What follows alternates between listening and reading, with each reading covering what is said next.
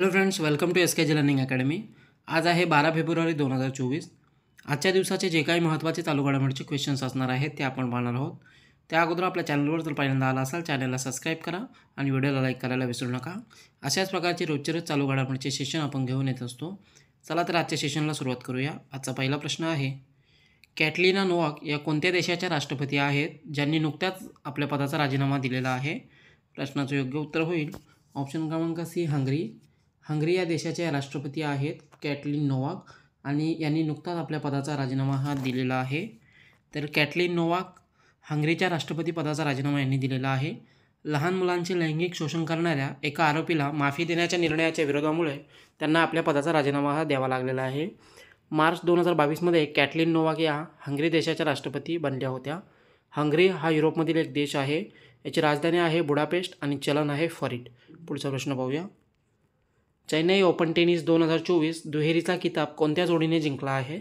प्रश्नाचं योग्य उत्तर होईल ऑप्शन क्रमांक ए, रामकुमार नाथन आणि साकेत मायनेनी या जोडीने हा चेन्नई ओपन टेनिस दुहेरीचा किताब जिंकलेला आहे. तर चेन्नई ओपन 2024 चौथे संस्करण होते. 5 ते 11 फेब्रुवारी दरम्यान या स्पर्धा पार पडलेल्या आहेत. यामध्ये रामकुमार रामनाथन आणि साकेत मायनेनी या जोडीने चेन्नई ओपन दुहेरीचा किताब जिंकलेला आहे. या स्पर्धेचे पहिले संस्करण हे सन 2018मध्ये खेळवण्यात आलं होतं. या स्पर्धा या हार्डकोर्टवरती खेळवल्या जातात. पुढचा प्रश्न पाहूया. इन्सेट 3DS उपग्रह कोणती अंतराळ संशोधन संस्था प्रक्षेपित करणार आहे? प्रश्नाचं योग्य उत्तर होईल ऑप्शन क्रमांक बी, इस्रो.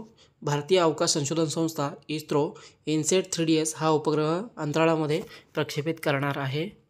तर भारतीय अंतराळ संशोधन संस्था इस्रोने हवामानासंबंधित हा उपग्रह आहे इन्सेट 3DS हा 17 फेब्रुवारी रोजी अवकाशात प्रक्षेपित करणार आहे. श्रीहरिकोटामधील सतीश धवन अवकाश केंद्रामधून हे प्रक्षेपण केलं जाणार आहे. GSLV F-14 रॉकेटमार्फत हे प्रक्षेपण केलं जाणार आहे. इन्सेट 3DSद्वारे हवामानासंबंधित छोट्या छोट्या माहिती या उपग्रहाद्वारे प्राप्त करता येणार आहेत. यामुळे हवामानाचा अचूक अंदाज आणि आपत्तीसंबंधित आगाऊ सूचना प्राप्त करण्यासाठी खूप मदत होणार आहे. तर ISRO Indian space research organisation स्थापना झालेली आहे 15 ऑगस्ट 1969. मुख्यालय आहे बंगळुरूमध्ये आणि सध्या अध्यक्ष आहेत S. सोमनाथ. पुढचा प्रश्न पाहूया.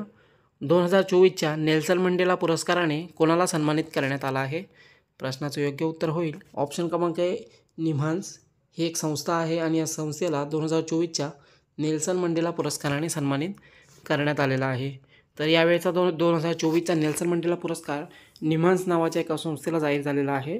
निम्हान्स national institute of mental health and neurosciences आरोग्य संवर्धनासाठी WHOने या संस्थेला 2024 नेल्सन मंडेला पुरस्काराने सन्मानित केलेला आहे.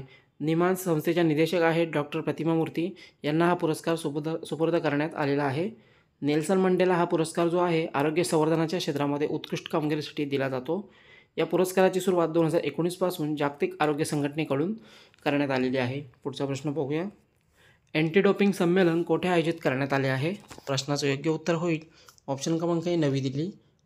दिल्ली या ठिकाणी अँटी डोपिंग संमेलन हे नुकताच आयोजित करण्यात आलं होतं. तर नॅशनल अँटी डोपिंग एजन्सी अर्थात नाडाने नवी दिल्ली येथे अँटी डोपिंग संमेलन आयोजित केलं होतं. या संमेलनामध्ये पोषक आहाराच्या बाबत माहिती आणि तथ्य याबाबत मार्गदर्शन केलं गेलं आहे. नाडा ही एक डोपिंग संबंधित चौकशी करणारी नॅशनल लेवलची संस्था आहे. या संस्थेचे अध्यक्ष हे देशाचे क्रीडामंत्री असतात. नाडा नॅशनल अँटी डोपिंग एजन्सी स्थापना झालेली आहे 24 नोव्हेंबर 2005. अशाच प्रकारची जागतिक स्तरावर खेळाडूंची डोपिंग चाचणी करणारी एक संस्था आहे आणि या संस्थेला वाडा असे संबोधले जाते. वाडाचा अर्थ होतो वर्ल्ड अँटी डोपिंग एजन्सी. वाडाची स्थापना जी आहे 10 नोव्हेंबर 1999मध्ये करण्यात आली आहे आणि जो मुख्यालय आहे मॉन्ट्रियल, कॅनडा येथे. पुढचा प्रश्न पाहूया. पूर्वोत्तरमधील कोणते राज्य जुनी पेन्शन स्कीम लागू करणारे देशातील पहिले राज्य ठरलं आहे? प्रश्नाचं योग्य उत्तर होईल ऑप्शन क्रमांक डी, सिक्कीम. सिक्कीम हे राज्य पूर्वोत्तरमधील पहिलं राज्य ठरलेले आहे की जेथे जुनी पेन्शन स्कीम आता लागू करण्यात आलेली आहे. तर सिक्कीमचे मुख्यमंत्री आहेत प्रेमसिंग तमांग. यांनी राज्यामध्ये जुनी पेन्शन योजना बहाल करण्याची घोषणा केलेली आहे. 1 एप्रिल 2006 किंवा त्यानंतर नियुक्त झालेल्या कर्मचाऱ्यांना जुन्या पेन्शन योजनेचा लाभ घेता येणार आहे. त्याचप्रमाणे ज्या सिक्कीम राज्य सरकारने कर्मचाऱ्यांची 4 वर्षाची सेवा पूर्ण झाली आहे अशा अस्थायी कर्मचाऱ्यांना देखील नियमित केलेलं आहे. जुनी पेन्शन योजना जी आहे या योजनेमध्ये कर्मचाऱ्यांना त्यांच्या निवृत्तीनंतरच्या अंतिम वेतनाच्या अर्ध्या रकमेच्या बरोबर रक्कम ही पेन्शन स्वरूपात दरमहा दिली जाते. 2004मध्ये ही जुनी पेन्शन योजना बंद करून त्याऐवजी राष्ट्रीय पेन्शन योजना सुरू केली गेली होती. तर सिक्कीम राज्यामध्ये आता ही जुनी पेन्शन योजना पुन्हा एकदा सुरू करण्यात आलेली आहे. तर सिक्कीम राजधानी आहे गंगटोक, मुख्यमंत्री आहेत प्रेमसिंग तमांग आणि राज्यपाल आहेत लक्ष्मण प्रसाद आचार्य. पुढचा प्रश्न पाहूया. कोणत्या अंतराळ संशोधन संस्थेने पेस हे मिशन अवकाशात प्रक्षेपित केलेलं आहे?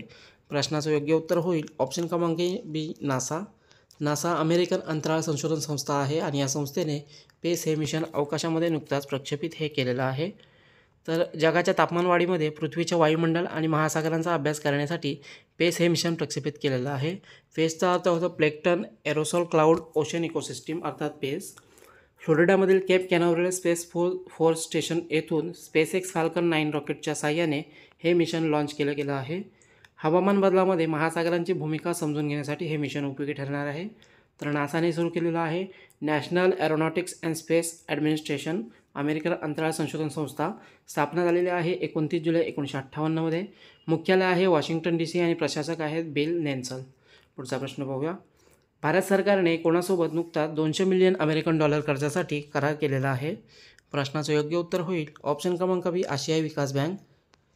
आशियाई विकास बँकेबरोबर भारत सरकारने नुकताच $200 मिलियन अमेरिकन डॉलर कर्जासाठी करार हा केलेला आहे. तर हा जो कर्जाचा करार केलेला आहे आसाममधील ब्रह्मपुत्रा नदीच्या 650 किलोमीटर क्षेत्रामध्ये आणि त्याच्या आसपासच्या परिसरात पुरामुळे होणाऱ्या धोक्याचे व्यवस्थापन करण्यासाठी आशियाई विकास बँकेकडून $200 मिलियन डॉलरचे कर्ज घेतले जाणार आहे. या योजनेच्या माध्यमातून जवळजवळ 1 मिलियन लोकांना फायदा होणार आहे. त्याचप्रमाणे 50,000 हेक्टर शेती क्षेत्रात देखील वाढ होणार आहे. आशियाई विकास बँक एक क्षेत्रीय विकास बँक आहे. भारत हा आशियाई विकास बँकेचा सदस्य देश आहे.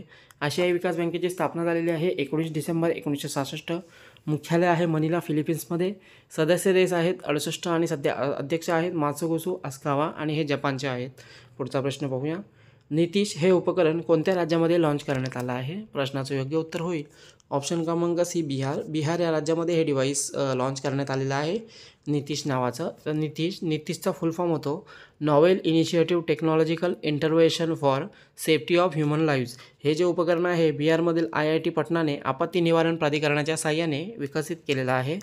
या उपकरणाच्या माध्यमातून वापरकर्त्यांना वीज पडणे, उष्णतेची लाट, थंडीची लाट यासंबंधित जे आहे साव केलं जाणार आहे. याची पूर्वसूचना दिली जाणार आहे या उपकरणाच्या माध्यमातून. हे उपकरण बिहार हवामान विज्ञान विभाग यांच्यासोबत समन्वयित केलं गेलेलं आहे. पुढचा प्रश्न पाहूया. मीर मोहम्मद फारुख नाझकी यांचं नुकताच निधन झालं आहे. ते कोण होते? या प्रश्नाचं योग्य उत्तर होईल ऑप्शन क्रमांक सी वरील दोन्ही. म्हणजे ते पत्रकार होते आणि कवी होते. मीर मोहम्मद फारुकी नाझकी आणि यांचं नुकताच निधन हे झालेलं आहे.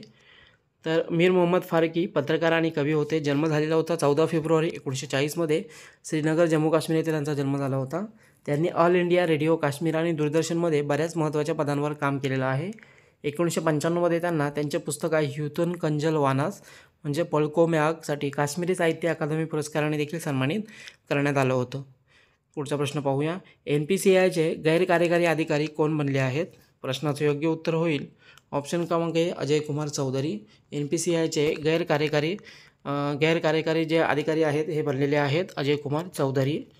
तर NPCI national payment corporation of India नवीन अध्यक्ष गैरकार्यकारी अध्यक्ष बनलेले आहेत आणि स्वतंत्र निर्देशक आहेत अजय कुमार चौधरी. विश्वमोहन मोहपात्रा यांच्या जागेवर आता यांची नियुक्ती करण्यात आलेली आहे. NPCI भारतातील किरकोळ पेमेंट आणि सेटलमेंट सिस्टीम चालवण्याचे कार्य NPCI मार्फत केलं जातं. NPCI स्थापना झालेली आहे 2008मध्ये आणि मुख्यालय आहे मुंबईमध्ये. पुढचा प्रश्न पाहूया. स्वाती पोर्टलचे अनावरण कोणाच्या हस्ते करण्यात आलं आहे? प्रश्नाचं योग्य उत्तर होईल ऑप्शन क्रमांक सी अजय कुमार सूद यांच्या हस्ते या स्वाती पोर्टलचे नुकताच अनावरण हे करण्यात आलेलं आहे. तर स्वाती पोर्टल जे आहे हे महिलांसाठी प्रौद्योगिक आणि संशोधनाशी संबंधित एक पोर्टल आहे आणि याचं जे अनावरण आहे वैज्ञानिक सल्लागार असलेले प्रोफेसर अजय कुमार सूद यांनी भारतीय राष्ट्रीय विज्ञान अकादमीमध्ये याचं जे उद्घाटन आहे हे केलेलं आहे. तर हे होते आजच्या दिवसाचे काही महत्त्वाचे चालू घडामोडीचे क्वेश्चन. सेशन कसा वाटला कमेंटद्वारे कळवा. चॅनलला सबस्क्राईब करा आणि व्हिडिओला लाईक करायला विसरू नका. धन्यवाद.